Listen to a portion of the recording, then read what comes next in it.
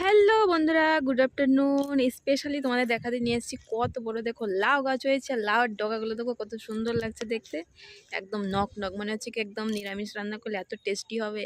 আর একটা লাউ ধরেছে, তো আমি ভাবলাম ওনাকে বলেছি অনেকদিন ধরে যে একটা লাউ আমাকে দিও। আমাকে অনেকদিন ধরেই বলছে একটু লাউ নিয়ে নিতে, তো ভাবলাম সবজিও ঘরে নেই, তো ওনাকে বলতে এসেছিলাম তো আমাকে একটা লাউ দিয়ে বলে এই লাউটা বড় হলে তুমি নিও।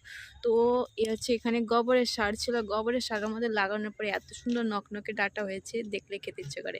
তো এদিক দিয়ে হচ্ছে বাথরুমে যাওয়ার রাস্তা, সবাই এখানে বাথরুম বাইরে করে, এর জন্য হচ্ছে সবাই যে আসে সেই দেখে আর বলে যে আমাকে একটু লাউ দিও। তো সেই হিসাবে সব মানে সব চলে গেছে সব বাটায়।